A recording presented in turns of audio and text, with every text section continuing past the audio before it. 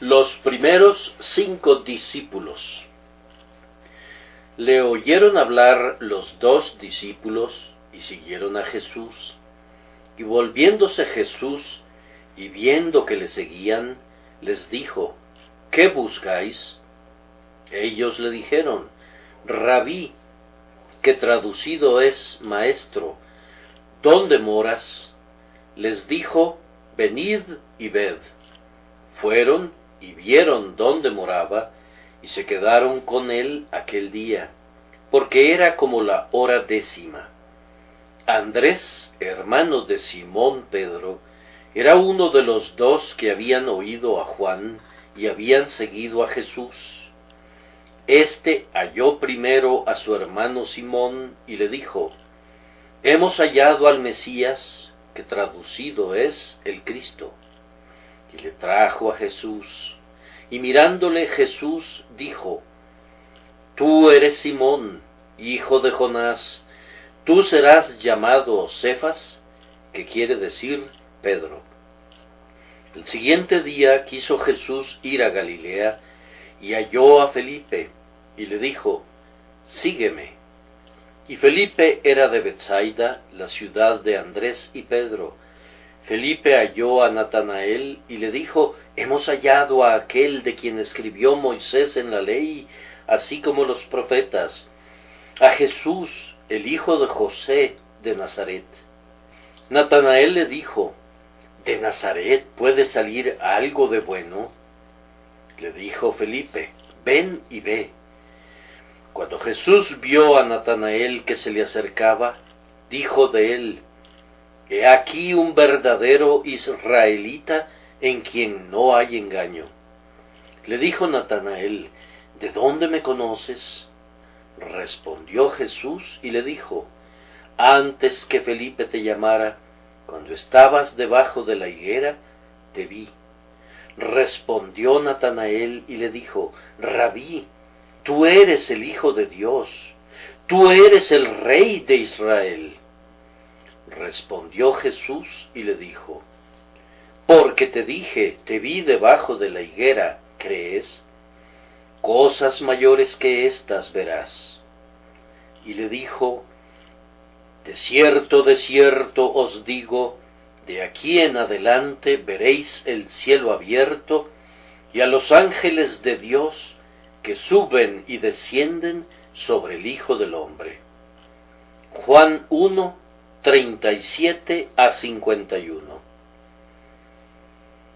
Si fuera cierto que el orden es la primera ley del cielo, pienso que debe ser igualmente cierto que la variedad es la segunda ley del cielo.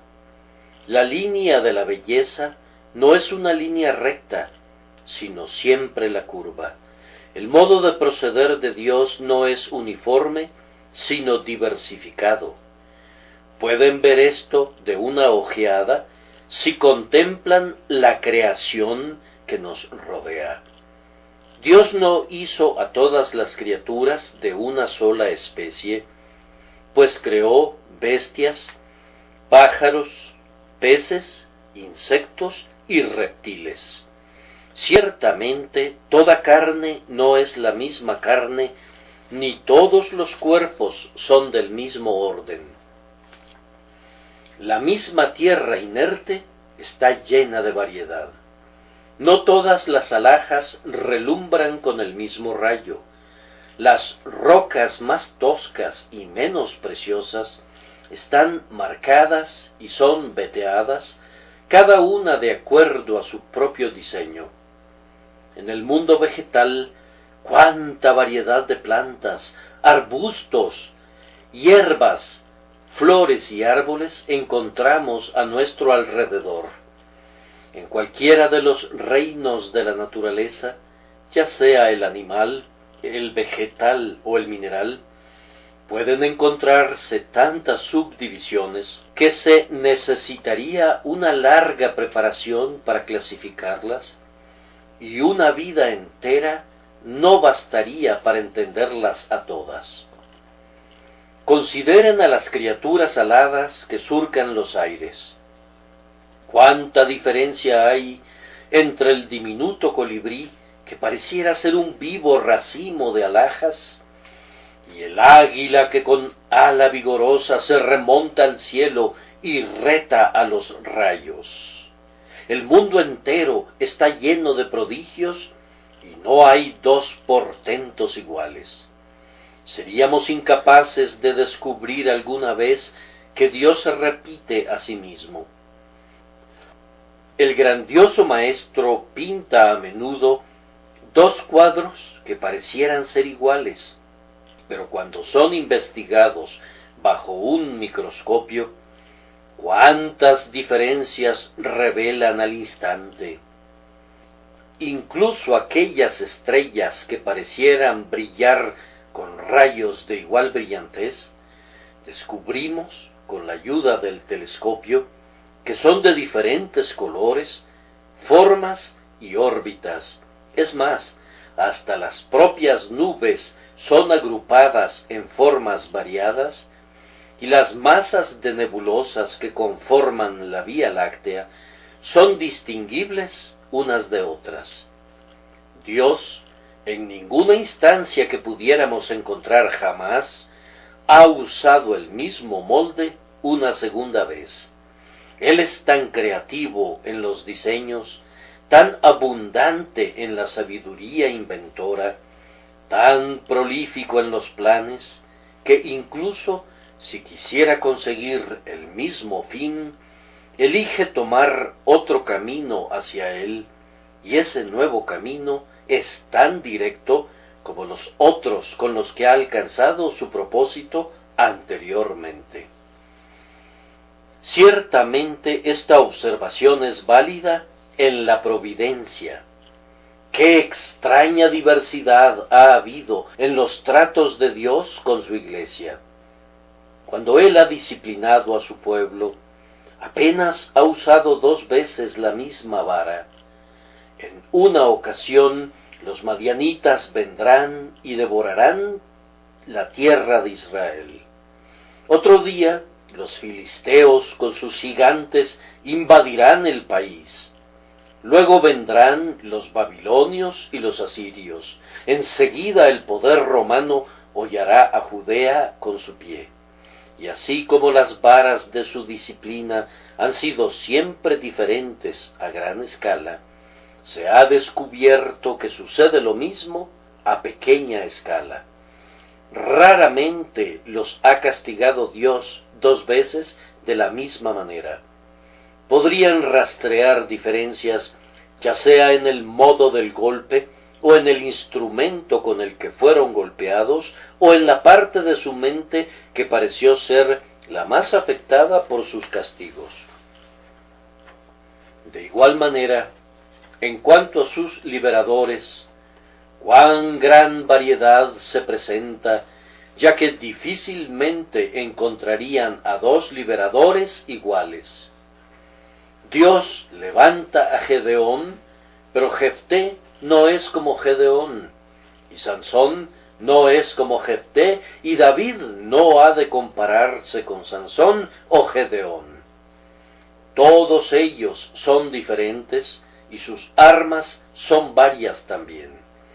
Un hombre tiene que usar la quijada de un burro, y otro debe usar una honda y una piedra. Uno se contentará con una aguijada, mientras que otro debe desenfundar la daga. Dios ordena diferentes métodos, así como diferentes tipos de hombres, y Él libera a su pueblo conforme a su propia voluntad, pero siempre lo hace de manera diferente. Es cierto que la providencia es muy diversa cuando se considera que los propios hombres que Dios utiliza para ser sus principales instrumentos son tan disímiles unos de otros.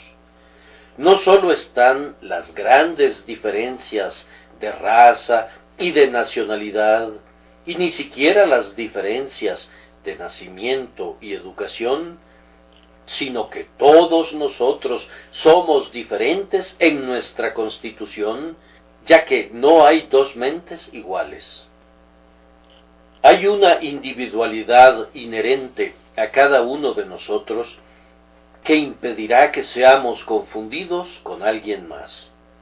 Podríamos ser indistinguibles, vistos de manera accidental, pero una vez que somos conocidos, muy pronto se descubrirán importantes diferencias. Dios es siempre el Dios de la variedad y será así hasta el fin del capítulo. Él hará cosas nuevas antes de enrollar el libro de la historia. Hemos de ver nuevos actos del Señor. Peleará sus batallas utilizando nuevos métodos. Levantará liberadores que serán diferentes de cualquiera de los anteriores, y exaltará y glorificará su nombre con nuevos instrumentos musicales. Debemos esperarlo. Él es el Dios de la diversidad, tanto en la naturaleza como en la providencia. Mi texto es una muy clara ilustración de que esa misma ley prevalece en la obra de la gracia. Siempre se da el mismo tipo de operación y, sin embargo, hay una diferencia en el modo de operar. Siempre está el mismo operador en la conversión del alma y, sin embargo, diferentes métodos son empleados continuamente para quebrantar el corazón y vendarlo de nuevo. Cada pecador debe ser vivificado por la misma vida, debe ser hecho obediente al mismo evangelio, lavado en la misma sangre, vestido en la misma justicia, llenado de la misma energía divina y eventualmente llevado al mismo cielo. Y sin embargo, en la conversión de dos pecadores, los asuntos no son precisamente los mismos. Desde el primer amanecer de la vida divina hasta el día cuando es consumada en el mediodía de la perfecta santificación en el cielo, encontrarán que Dios completa de una manera esta obra y de otra manera aquella otra, y por otro método una tercera obra, pues Dios será todavía el Dios de la variedad. A la par de la firmeza de su orden, siempre está manifestando la variedad, las múltiples facetas de sus propios pensamientos y de su mente. Si entonces consideran esta narración, más bien larga, pero llena de instrucción, según pienso, podrán notar 4 métodos diferentes de conversión. Y estos ocurren en la conversión de las primeras 5 personas que conformaron el núcleo del colegio de los apóstoles, los primeros 5 que vinieron a Cristo y que fueron contados entre sus discípulos. Es muy notable que haya entre 5 individuos 4 diferentes modos de conversión. Sin embargo, si examinaran a cualquier grupo de 5 personas, yo supongo que encontrarían una disparidad similar. Seleccionen a 5 cristianos indiscriminadamente y comiencen a preguntarles cómo fueron conducidos a conocer al Señor, y encontrarán métodos diferentes a los expuestos aquí. Y probablemente al menos 4 de los 5 serían distintos del resto. El primer caso que tenemos en el texto es la conversión de los 2 discípulos. Uno era probablemente Juan. No podemos hablar con absoluta certeza, pero muy probablemente se trataba de Juan. Sabemos que era costumbre de este evangelista omitir su propio nombre siempre que podía hacerlo. Algunas veces habla de el otro discípulo, cuando en realidad se está refiriendo a sí mismo, y de vez en cuando se expresa así: aquel discípulo a quien Jesús amaba. Su amor nutría en él una estimación cordial de los demás y una humilde opinión de sí mismo. Por tanto, aunque nunca omite registrar el tributo del encomio que otros obtenían de los labios de Cristo, con la frecuencia que puede, omite su propio nombre. Se supone entonces, y yo pienso que correctamente, que se trataba de Juan. El otro era Andrés, el hermano de Simón Pedro. Los dos primeros discípulos son los frutos de la predicación. No podríamos esperar encontrar que la mayor parte de nuestras conversiones sean el resultado del ministerio público. Los dos discípulos que habían oído a Juan y habían seguido a Jesús. Vamos a exponer unas cuantas palabras concernientes a este primer tema. Esperamos, amados hermanos, ver un gran número de almas llevadas a Dios por la predicación de la verdad. La predicación de la cruz podría ser, y es, en verdad, para aquellos que perecen, necedad, pero para nosotros, que somos salvados, es el poder de Dios y la sabiduría de Dios. Encontrarán el mayor número de conversiones allí donde abunda la predicación evangélica. Muchas de nuestras organizaciones destinadas a llevar el evangelio a los paganos olvidan su labor principal y mientras fundan institutos bíblicos y traducen la Biblia y publican tratados, descuidan usar este grandioso martillo de Dios, este poderoso ariete que habrá de derribar las fortificaciones. La predicación de la cruz, el clamor de «He aquí el Cordero de Dios», es la agencia establecida por Dios. Uno tendrá que involucrarse en otras labores, pero esta es la agencia principal y más importante para la conversión de las almas. Observen, en el caso que tenemos ante nosotros, al predicador. Era un hombre divinamente iluminado. Jesucristo vino al bautismo de Juan, pero al principio el bautista no le conocía. Después de un rato, sin embargo, cuando el Espíritu que había descendido identificó al Mesías, Juan supo entonces con certeza que era aquel de quien Moisés había escrito en la ley y los profetas. A partir de entonces, el testimonio de Juan fue siempre claro y valeroso. Aunque concluyó su ministerio perdiendo su cabeza, nunca perdió la honestidad de su propósito ni la lucidez de su testimonio. Continuó declarando fielmente que el Mesías había venido.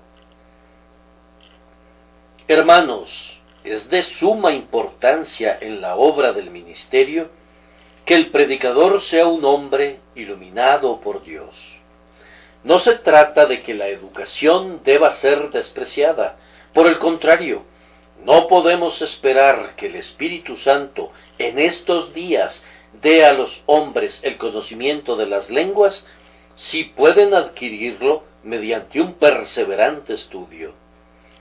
La regla divina es no obrar nunca un milagro superfluo. Con las facultades y poderes que poseemos, tenemos que presentar nuestros miembros a Dios como instrumentos de justicia. Entonces, en lo que concierne a la educación del hombre, nosotros creemos que Dios nos delega eso, pues si nosotros podemos hacerlo, no hay necesidad de que se obre ningún milagro. Pero aunque el hombre esté educado de manera excelente, sigue siendo, en esa condición, una masa de barro. Dios tiene que soplar en su nariz el aliento de vida espiritual como predicador, pues de lo contrario no podría prestar ningún servicio y sería más bien un peso muerto para la Iglesia de Dios. ¿Qué diremos, entonces, de esos hombres que pasan al púlpito porque la subsistencia familiar es endeble, o porque, tal vez, siendo grandísimos ineptos, ya sea para el ejército o para la ley, necesariamente tienen que ser colocados allí donde su manutención puede ser obtenida con mayor facilidad, es decir, en la Iglesia. Cuán deplorable es este pecado en nuestros tiempos, que las manos episcopales se posen sobre los hombres, declarando que son guiados al ministerio por el Espíritu Santo, cuando ni siquiera saben si hay un Espíritu Santo en lo tocante a cualquier conocimiento práctico de su poder en sus propios corazones. El día declina, eso espero, en el que los hombres son más diestros para la cacería del zorro que para pescar un alma, y en general, Dios está levantando en esta tierra un espíritu de decisión en cuanto a este punto. El cristiano tiene que ser un hombre que posea un conocimiento práctico en su propia alma sobre las verdades que pretende predicar. Es cierto que Dios podría convertir almas por medio de un mal predicador. Vamos, si el diablo predicara, no me sorprendería que se convirtieran algunas almas si predicara la verdad. Es la verdad y no el predicador. Los cuervos, aun siendo pájaros inmundos, le llevaron a Elías su pan y su carne, y los ministros inmundos pueden llevar algunas veces a los siervos de Dios su alimento espiritual, pero pese a ello, Dios dice a los impíos: ¿qué tienes tú que hablar de mis leyes? El ministro tiene que ser un hombre enseñado por Dios, cuyos ojos han debido ser abiertos por el Espíritu Santo. Esto, al menos, es la regla en vigor, sin importar cuántas excepciones pudieran ser argumentadas. Entonces, concediendo que este sea el caso, fíjense que no debemos esperar que su ministerio sea igualmente exitoso en todo momento, pues en el presente ejemplo, Juan dio en otra ocasión un muy claro testimonio de Cristo, pero ninguno de sus discípulos lo dejó para seguir a Cristo. La siguiente vez que predicó fue exitoso, pues 2 de sus discípulos se unieron al Maestro, aunque en la primera ocasión no leemos que alguno de ellos fuera conducido a declarar que estaba del lado del Señor. Hermanos míos, Dios permite que sus ministros lancen la red algunas veces del lado menos promisorio del barco. Podrían trabajar incluso la noche entera sin sacar nada. Podrían sembrar en terreno estéril, junto al camino y entre los espinos. Podrían echar su pan sobre las aguas y, sin embargo, no hallarlo, pues la promesa habla de muchos días. Aún así, el ministro tiene que perseverar. Si las almas no son salvadas hoy, podrían serlo mañana. Yo me preguntaba, cuando leí este pasaje, si hubo algunas personas que oyeron en vano el domingo pasado, que tal vez oirán para bendición el día de hoy. Elevaba mi corazón en oración a Dios para que estas palabras, el siguiente día otra vez, se hagan realidad para algunas personas aquí presentes. Considerando que el otro día clamé: «He aquí el Cordero», y ustedes no le vieron ni confiaron en él, voy a repetir el clamor: «He aquí el Cordero», otra vez el día de hoy.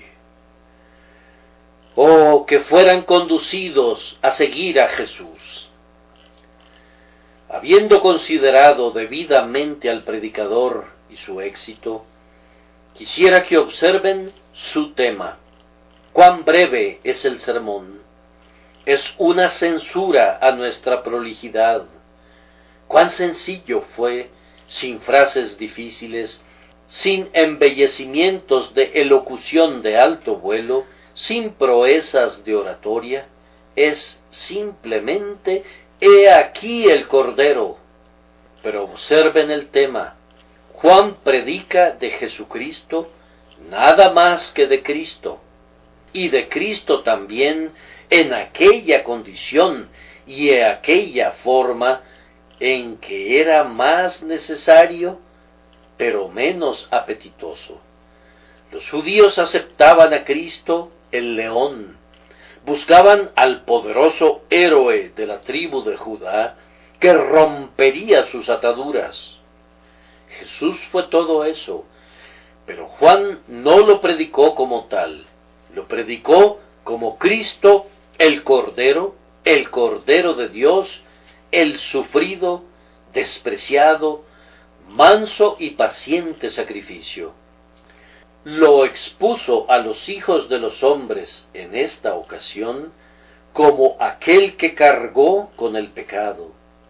Expuso muy prominentemente, tanto para sus propios pensamientos como para las mentes del pueblo, el cuadro del Cordero Pascual y del chivo expiatorio. Enfatizó esto, que Jesús es el Cordero de Dios que quita el pecado del mundo.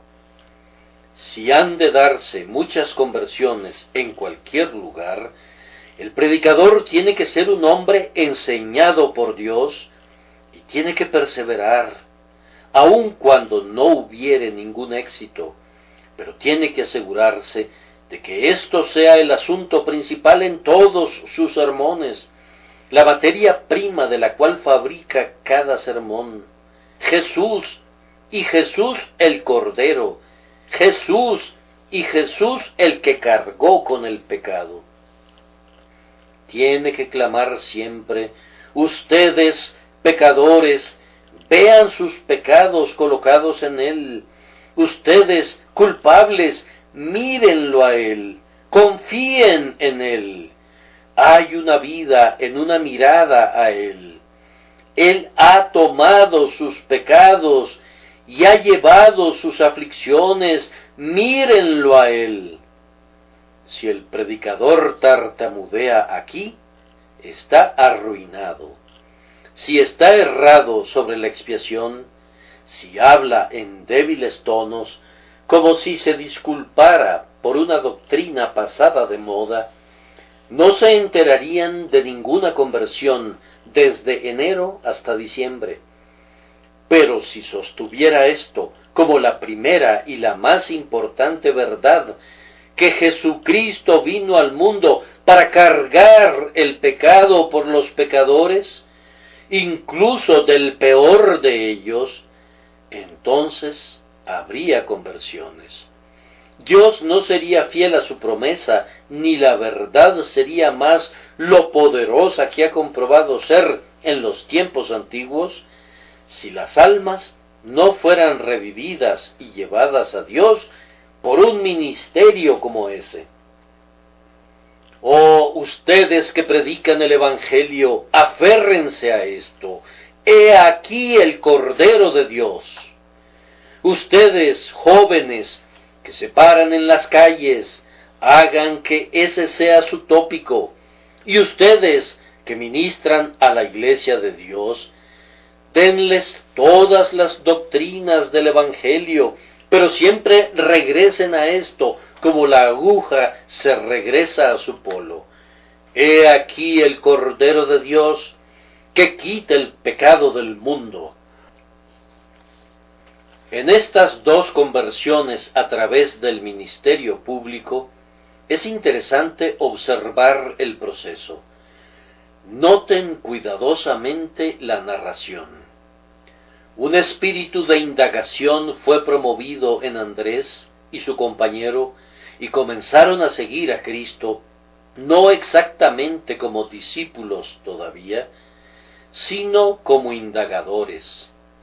Si puedo decirlo así, siguieron la espalda de Cristo. No habían llegado a ver su rostro todavía, ni se habían sentado a sus pies, pero siguieron su espalda, como lo hacen algunos que, impresionados por la palabra, tienen un deseo por Cristo y tienen el propósito de entregarse a una honesta investigación de sus exigencias para tener fe. Mientras van siguiendo detrás de Cristo, Él se vuelve y se coloca frente a ellos. ¡Oh, qué venturoso giro fue para ellos! Fue un venturoso giro para Pedro cuando el Señor se volvió y le miró, y en este caso, mientras le iban siguiendo a sus espaldas, por decirlo así, Él se vuelve y les ve. Yo no podría decirles cuánto amor había en sus ojos. El amor de una madre hacia su primer hijo podría tal vez pintar el amor de Jesucristo por estos primeros discípulos. Él era Dios, Él era hombre, Él era el propio Hijo de Dios, pero nunca había sido un maestro de discípulos hasta aquel momento. Ahora salta a un rango que no había alcanzado antes. Ahora tiene a algunos que le llamarán rabí y estarán anuentes a ser guiados por su enseñanza. Los mira en torno suyo. Aun así, cuando la indagación es excitada por el ministerio y los hombres comienzan a investigar, Jesús los ve. Con un ojo de sincero afecto los considera y los apoya en su búsqueda. Jesús les hizo la pregunta: ¿qué buscáis? Una pregunta muy modesta. Adviértanla. Es la primera palabra del ministerio de Cristo. Es la primera palabra que describe a Cristo hablando en público. ¿Qué buscáis? Y no era una pregunta de muy grande alcance. ¿Qué es lo que buscáis? Si hay algunos honestos buscadores de la salvación aquí, Él les hace la misma pregunta esta mañana. ¿Qué buscáis? ¿Están buscando el perdón? Lo encontrarán en mí. ¿Están buscando la paz? Yo les daré el descanso. ¿Están buscando pureza? Yo quitaré su pecado, les daré un nuevo corazón y pondré dentro de ustedes un espíritu recto. ¿Qué están buscando? Un sólido lugar de descanso en la tierra y una gloriosa esperanza para ustedes en el cielo. No importa lo que busquen, aquí está. ¿Qué texto sería este para un misionero al ser consultado por primera vez por alguno de los paganos despertados, cuando debería decir: ustedes buscan la verdad? Ahora, ¿qué es lo que quieren realmente? ¿Qué buscan? ¿Qué es? Porque sea lo que sea que persiga el corazón humano en su recto estado, todo ello puede ser encontrado en Cristo. Cristo halla al hombre que está en un marco mental de búsqueda y le sugiere una mayor búsqueda y agita su corazón. Mientras el fuego del alma arde, Él pone combustible a la flama.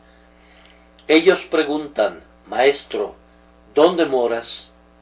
Su respuesta para ellos es: venid y ved. Así es precisamente cómo se obra el proceso de la conversión en los corazones de los hombres.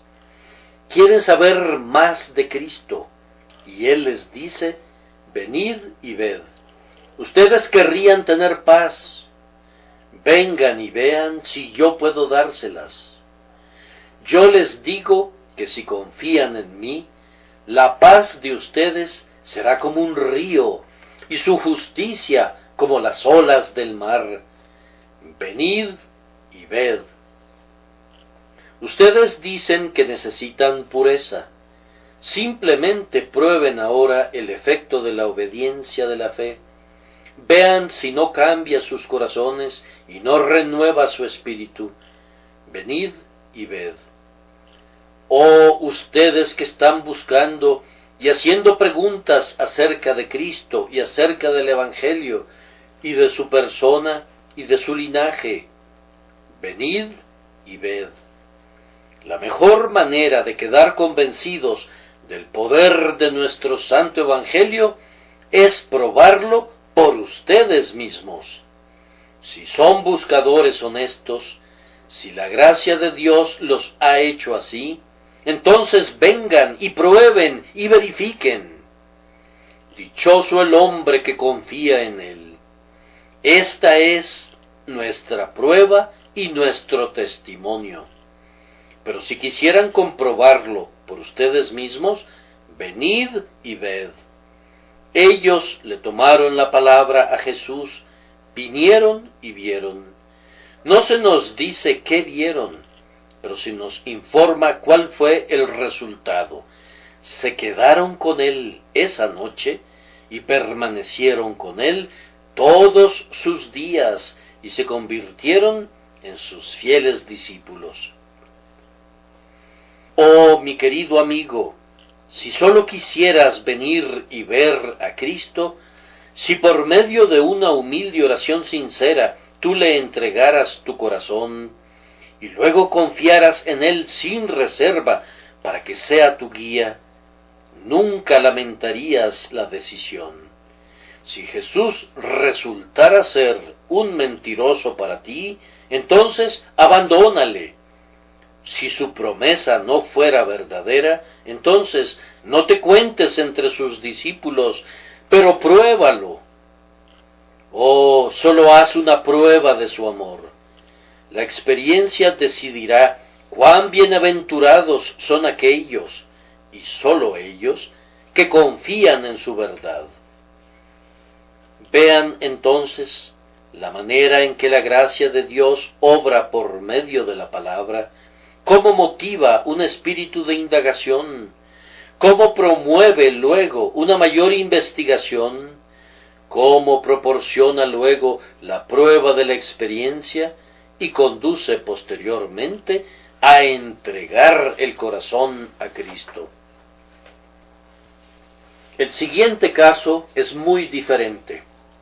El tercero de los discípulos de Cristo, Simón Pedro, fue traído por una instrumentalidad privada y no por la predicación pública de la palabra. Observen el versículo 41. Este halló primero a su hermano Simón y le dijo: hemos hallado al Mesías, que traducido es el Cristo. Este caso no es sino un patrón de todos aquellos casos en los que la vida espiritual es vigorosa. Tan pronto como un hombre es encontrado por Cristo, comienza a encontrar a otros. La palabra primero implica que no renunció posteriormente. Primero encontró a su propio hermano Simón. ¿A cuántos encontró después? No podría decirlo, pero me veo obligado a decir que Andrés continuó siendo un pescador de hombres hasta ser levantado al tercer cielo. Encontró a muchísimos más después que hubo encontrado a Pedro. El primer instinto de la vida nacida de nuevo es desear el bien de los demás. Yo no podría creer que tú hayas gustado de la miel del Evangelio si puedes comértela toda tú solo. La verdadera gracia pone un fin a todo monopolio espiritual. Sé que hay algunos que piensan que no hay gracia más allá de su propia capilla. Ellos creen que Dios no obra nunca más allá de las paredes de su propio tabernáculo, más allá del alcance de la voz de su ministro. Todo es errado, heterodoxo, tal vez pretencioso, pero fatalmente engañoso. Sostienen que todos los demás están fuera de los vínculos del pacto y, a semejanza de aquellos antiguos disputadores de la tierra de Uz, dicen: nosotros somos el pueblo, y con nosotros morirá la sabiduría.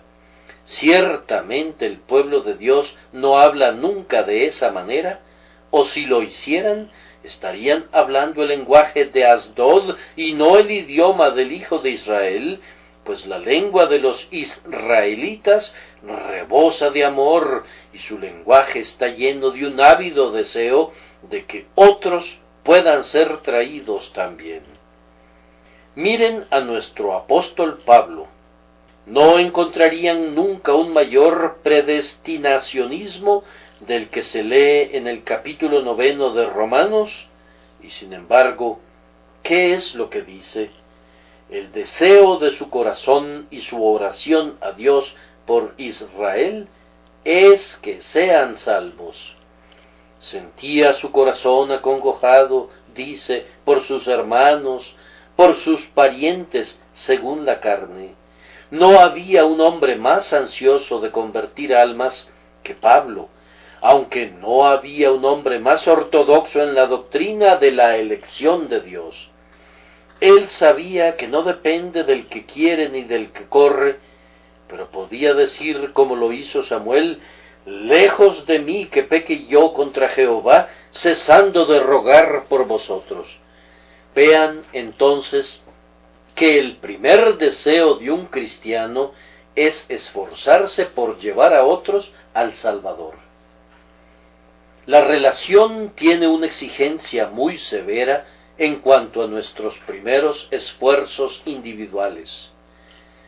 Andrés, hiciste bien en comenzar con Simón. Yo no sé, hermanos míos, si no hubiera algunos cristianos distribuyendo opúsculos en casas de otras personas, que harían bien en regalar un opúsculo en su propio hogar.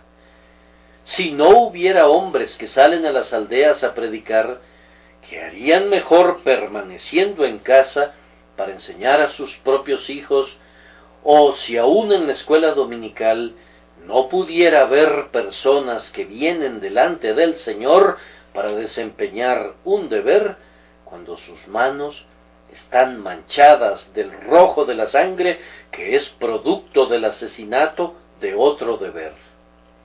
Mi primer oficio está en casa. Tú podrías tener un llamado para enseñar a los hijos de otras personas. Eso pudiera ser, pero ciertamente tienes un llamado imperioso a enseñar a tus propios hijos. Tú pudieras ser llamado o no a cuidar a personas de un pueblo o aldea vecinos, pero ciertamente eres llamado a cuidar a tus propios siervos, a tus propios parientes y conocidos. Tu religión debe comenzar en casa. Nos hemos enterado de algunas personas que exportan sus mejores productos. Muchos comerciantes lo hacen, pero no creo que el cristiano deba imitarlos en eso.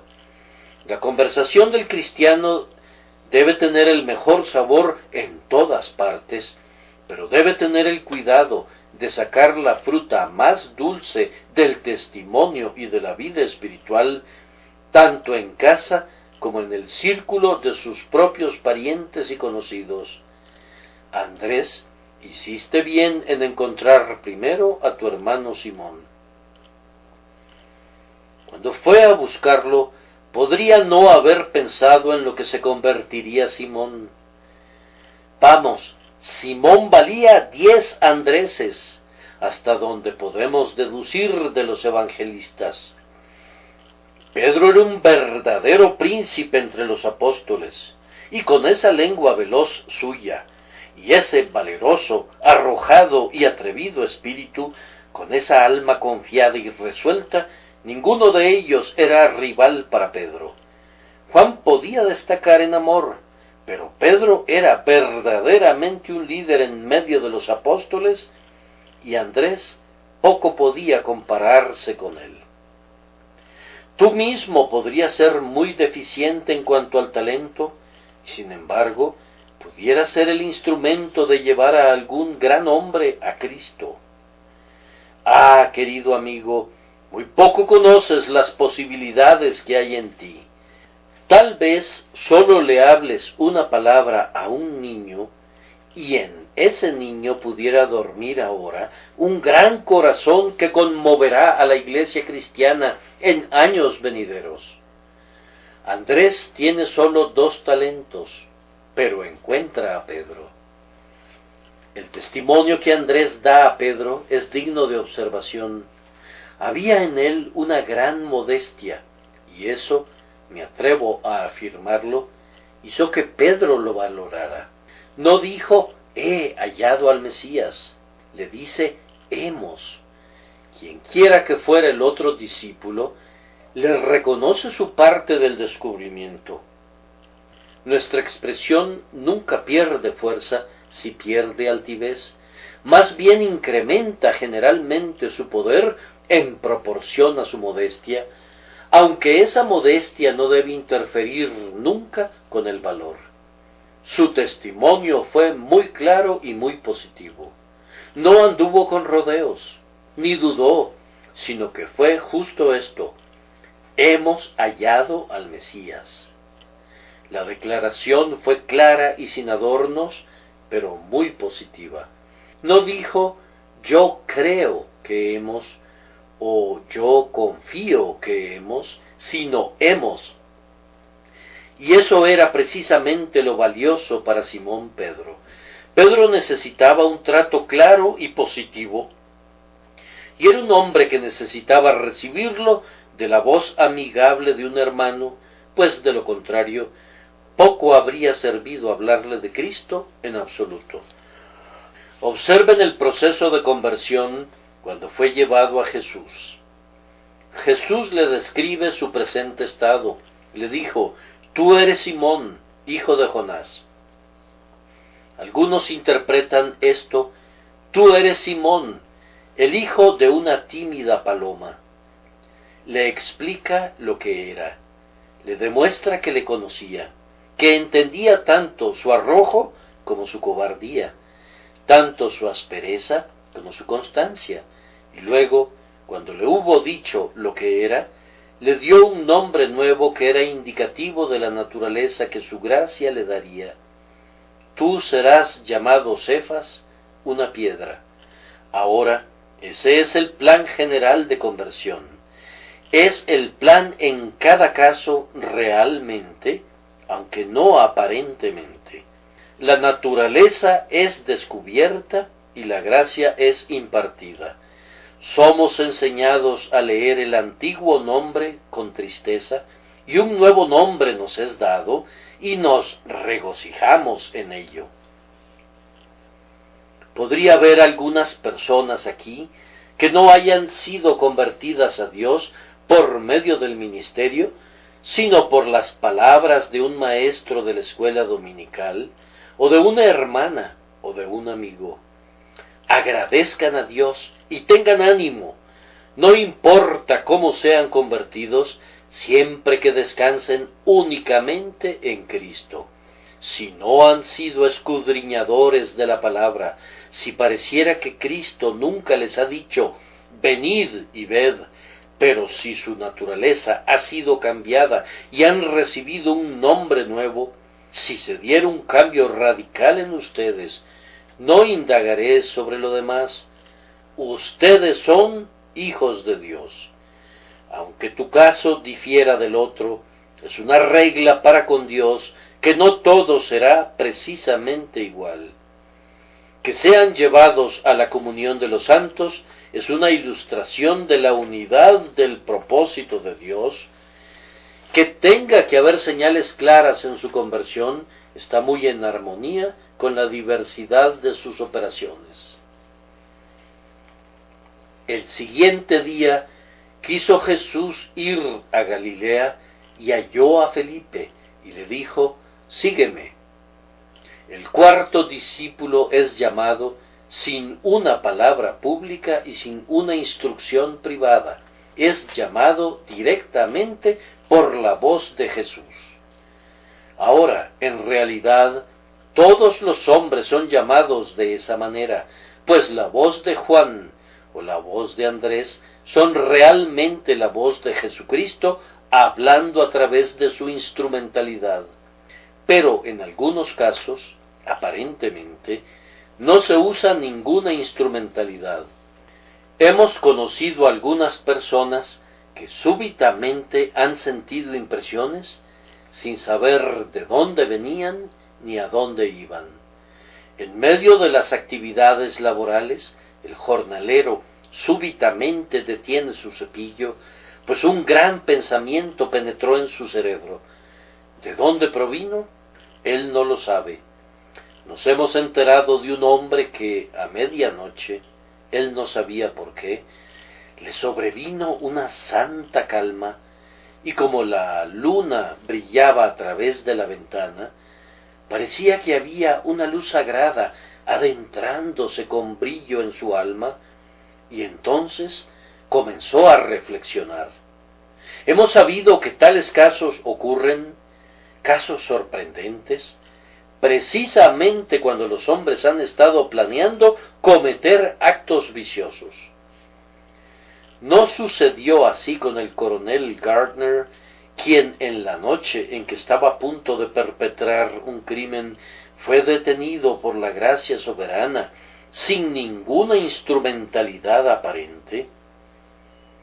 Nosotros no podríamos decir, hermanos, cuándo Dios va a regenerar a su elegido, pues aunque tenemos que usar los medios y pedir a Dios que envíe obreros a la viña, el soberano Señor de todo prescinde con frecuencia de esos medios.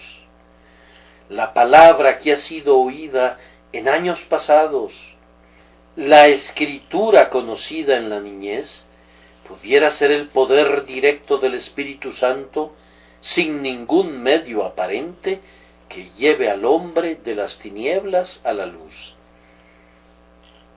Jesucristo solo habló una palabra, pero esa palabra bastó: sígueme. Y Felipe obedeció de inmediato.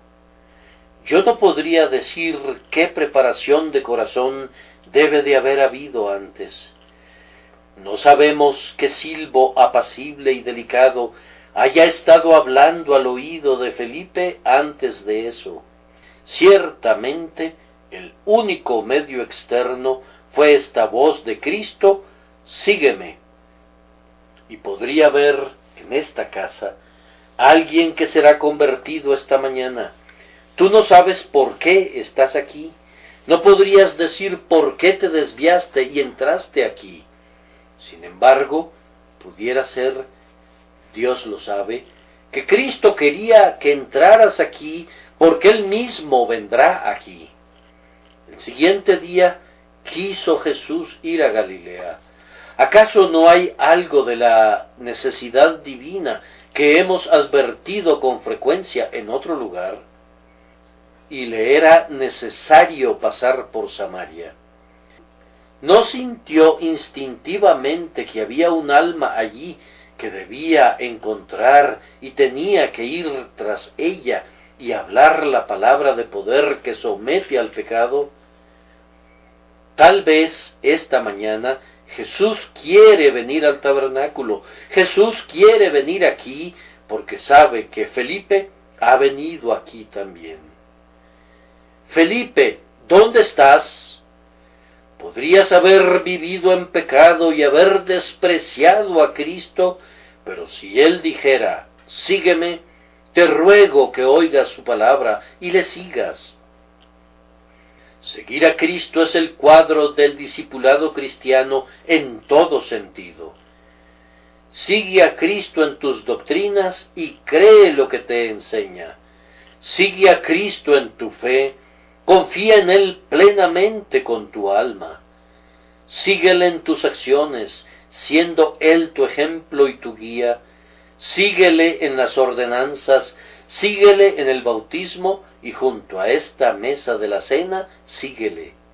Síguele en todo acto de valentía, en cada lugar de comunión espiritual, al monte en la oración secreta o a la multitud en el ministerio público. de acuerdo a tu medida, sigue las pisadas de tu Señor y Maestro. Y esto, afirmo, puede ser dirigido a uno que no tenga otra instrumentalidad usada con él, sino sólo la misteriosa voz de Cristo: sígueme. Así fue en el tercer caso. Tal vez, de los tres casos, esta experiencia sea la más excelsa. A los primeros dos se les dijo: venid y ved, y llegaron a entender el valor de Cristo. Pero a éste se le pide que le siga. Él lleva a cabo prácticamente lo que los otros solo vieron. La segunda conversión que tenemos ante nosotros alcanza un grado superior al primero. Pero este es el caso más excelso de todos, cuando el cambio de naturaleza, como en el caso de Pedro, conduce a un cambio de acción, como en el caso de Felipe, que se levanta y sigue a Cristo. Espero no haberlos cansado, pues todavía tenemos el cuarto caso del quinto discípulo, que difiere de todos los demás: Natanael. ¿Qué diremos de Natanael? ¿Fue convertido por el ministerio? No pareciera. ¿Fue convertido por una instrumentalidad privada? Parcialmente lo fue. Felipe encuentra a Natanael, pero que Felipe encontrara a Natanael no fue tan eficaz como el encuentro de Cristo con Felipe. Cuando Cristo encontró a Felipe, Felipe creyó, pero cuando Felipe encontró a Natanael, Natanael no quería creer. Dijo: ¿de Nazaret puede salir algo de bueno? Felipe es parcialmente el instrumento, pero hay algo más. Jesucristo mismo muestra su propio poder al decirle a Natanael los secretos de su corazón. Pero aún así, la conversión de Natanael a Cristo me parece a mí que se debe parcialmente al estado en que se encontraba entonces. Él ya era en algún sentido un hombre salvado, era un israelita devoto, era un verdadero buscador del Mesías bajo la higuera. Bien, entonces había tres cosas reunidas. Había una preparación de corazón que fue sin duda obrada por Dios, pero esa preparación no le llevó a Cristo, aunque lo había preparado para Cristo. Lo llevó a Dios en oración, pero no le llevó todavía al Cordero de Dios que quita el pecado del mundo. Luego vino la instrumentalidad de Felipe, y luego vino la divina palabra de Cristo que convenció a Natanael y le llevó a poner su confianza en Cristo.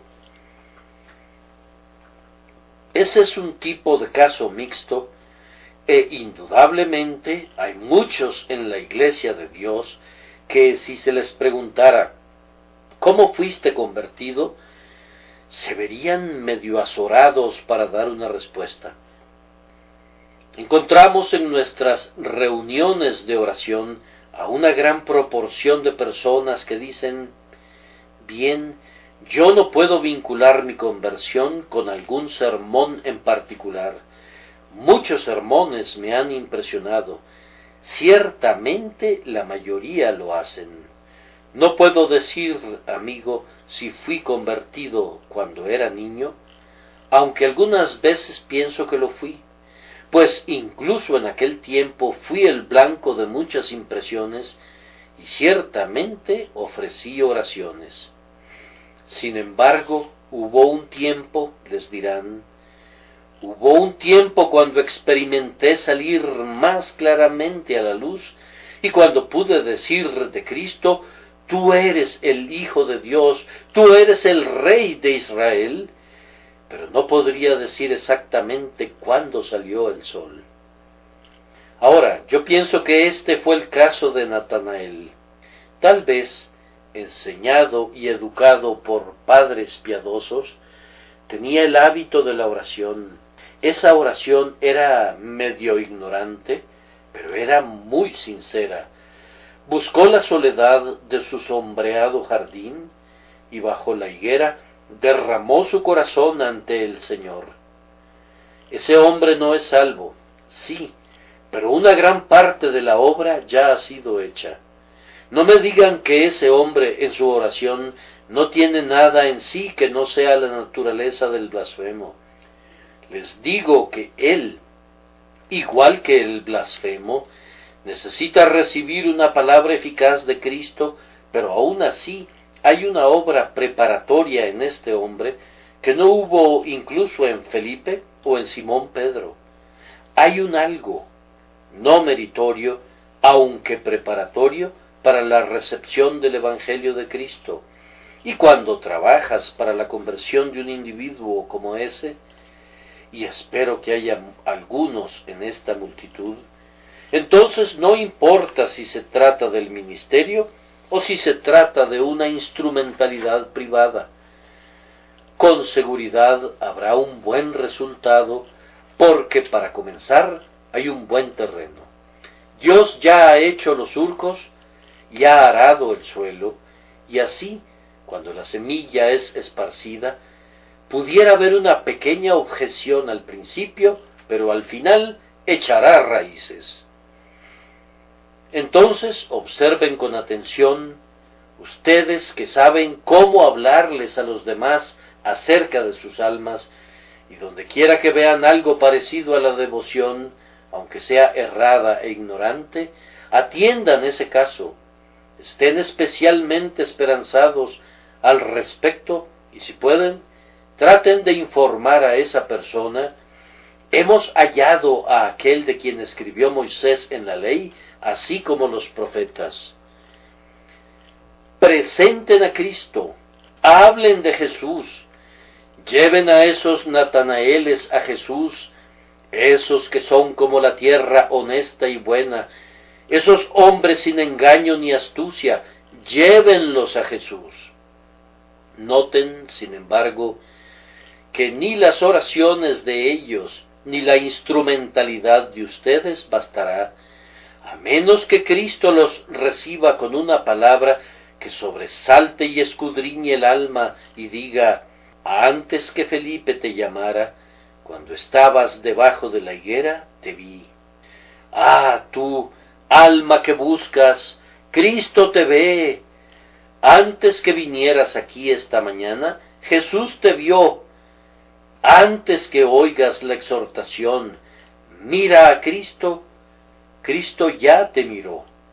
Si estás buscando verdaderamente en la soledad de ese aposento alto, o en aquel campo detrás del vallado, Jesús te ve. Cuando estás junto al camino y tu corazón se eleva diciendo: Señor, sálvame que perezco, Jesús te ve. Uno de ustedes me ha escrito esta mañana y dice: ore por mí para que sea salvo, pues quiero ser salvado. Ah, amigo mío, si quieres ser salvado, Jesús quiere salvarte, y entonces ambos están de acuerdo en ese punto. Tú, como Natanael, estás buscándole, y yo vengo esta mañana como Felipe y anhelo llevarte a Jesús, mi Maestro. Oh, cómo oro pidiéndole que te hable, y si así fuera, te dirá que te conocía